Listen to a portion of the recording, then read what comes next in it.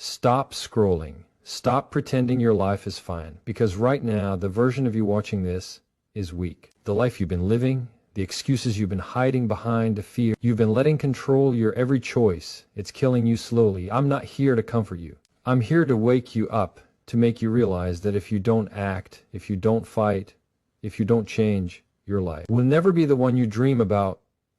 You see, most people think success, happiness, or greatness is about luck. They think it's about talent, timing, or waiting for some miracle to happen. But the truth, it's about destroying the weak version of yourself.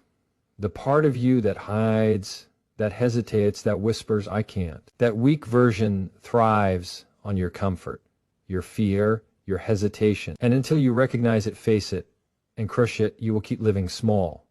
But here's the reality no one else will tell. You, the strong, unstoppable, legendary version of yourself, is already inside you. It's been waiting while you wasted time. It's been waiting while you gave in to fear. And right now, this is your chance to release it, to step into a life of power, action, and greatness, to move beyond comfort, beyond excuses, beyond the lies you've been telling yourself. So pay attention. Don't blink. Because in the next few minutes, I'm going to show you exactly how to identify the weak version of your life, destroy the habits and fear that hold you back, and release the unstoppable version of yourself so you can finally claim the life you were always meant to live. And if you leave this video before the end, you will miss the moment that changes everything. Stay, watch, listen, and get ready to rise. I need you to stop right now and take a good hard look at your life. Not the version you tell your friends about, not the version you post on social media. I mean the real one, the one you hide from yourself, because it is easier to pretend than to face it. That version, the weak version, has been holding you back longer than you realize. And until you identify it, until you confront it with brutal honesty, nothing else you do is going to matter. Let me be clear, this weak version of your life is not a stranger. It's not something out there somewhere. It inside you. It in the way you stay in your comfort zone, the way you scroll endlessly at night instead of building something meaningful, the way you convince yourself tomorrow will be different while today slips away. It inhabits you, the justified, the relationships you tolerate, the fear you feed, and the excuses you've rehearsed. And the scariest part, you've been allowing it to live there, safe and undisturbed, because change is hard, because facing the truth hurts, because admitting that you've settled even just a little is terrifying. The weak version of your life thrives on invisibility. It doesn't want you to see it clearly, because once you do, it loses control. It survives when you look the other way, when you accept mediocrity as normal, when you tell yourself it's fine. This is good enough.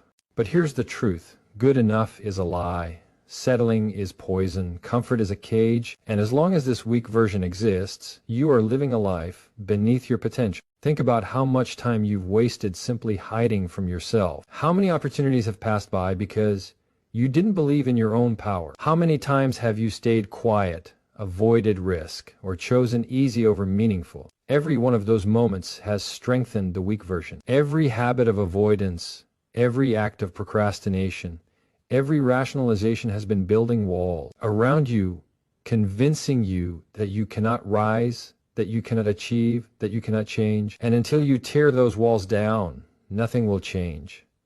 Confronting your weak version is not about shame. It's not about blaming yourself or beating yourself up for what you haven't done. That's a trap too, because guilt accomplishes nothing. What you need is clarity, awareness, the ability to see your life exactly as it is, stripped of excuses and illusions. Ask yourself the hard questions. Where am I settling? Where am I afraid to step forward? What habits, relationships, and fears are keeping me small? Which parts of my life are fueled by comfort, fear, and laziness rather than courage, purpose, and action? Don't answer them lightly. Don't sugarcoat your answers. Look at them like an opponent across the ring. Identify them, name them, understand them, because that is the first step to destroying them. This weak version of yourself isn't just inside your mind, it's in your environment, in the people you surround yourself with, in the media you consume, in the routines you cling to. It whispers, stay here, don't risk, don't change, don't disrupt your life. And if you listen, if you allow it to guide you, it will quietly steal everything you were capable of achieving. It will steal your ambition, your dreams, your potential, and leave you with a life that looks safe but feels empty. That's the danger. It doesn't come at you with a threat. It comes at you with comfort. And comfort is the most dangerous trap of all. But here's the truth no one else is going to tell you. The weak version of your life is only powerful because you allow it to be. It cannot control you unless you give it permission.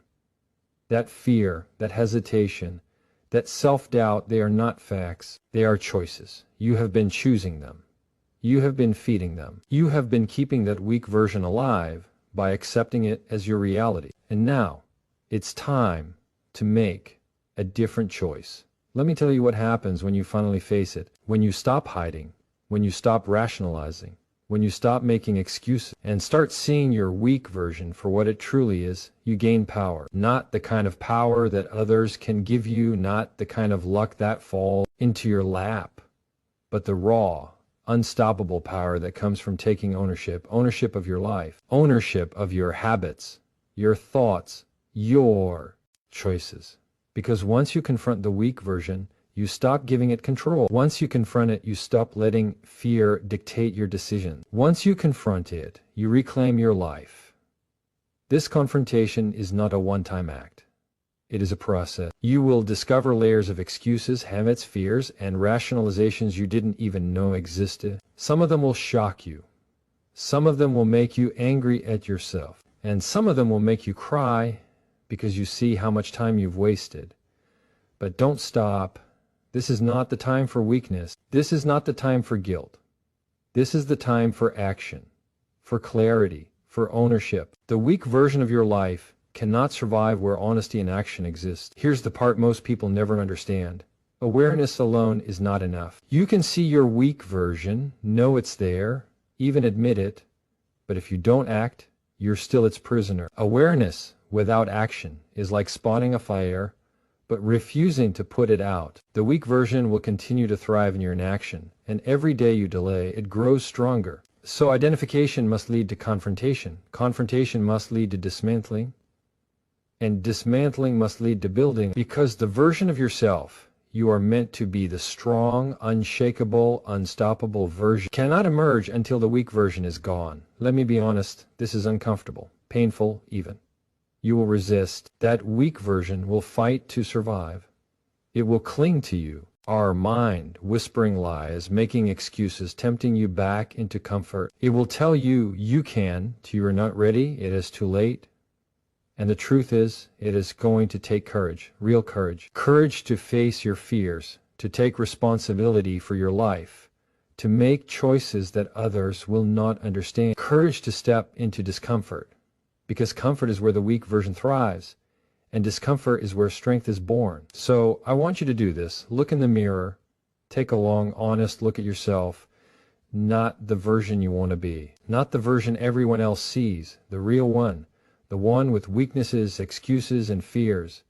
Name them, own them, acknowledge them, and then listen closely, commit to leaving them behind. The weak version dies the moment you decide you will not accept it as your reality any longer. It dies the moment you step into action, no matter how small that first step may be. And once it dies, something extraordinary happens. The real you, the version capable of greatness, emerges. Because here, as the truth, the weak version of your life has only one enemy.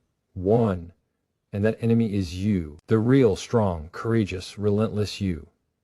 The you who refuses to settle. The you who refuses to let fear dictate your life. That version is waiting inside you right now, ready to rise, ready to claim the life you were always meant to live. And it does wait forever. Time is not patient, and life does pause. So see it. Face it, own it, confront the weak version of your life and never look back. Because once you do, everything changes, you take control. You reclaim your power. You decide who you are. And the weak version disappears like smoke in the wind. And remember this, the weak version of your life will try to hold on until your very last breath if you let it. But if you refuse, if you act, If you destroy it decisively, it dies, and from its ashes rises the person you were always meant to be, a person who doesn't settle, doesn't hide, and doesn't apologize for striving to be extraordinary. Now that you've faced the weak version of your life, seen it clearly, and named it for what it is, the next step is non-negotiable. It's the step where most people fail. Awareness is nothing without action.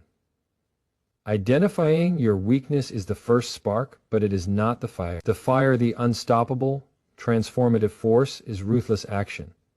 And I'm not talking about small, polite steps. I'm talking about action that scares you, that pushes you beyond your limits, that forces the weak version of yourself to retreat because it cannot survive in the presence of courage. Let me be blunt. Comfort is a killer. Comfort is the silent murderer of dreams, the quiet assassin of potential.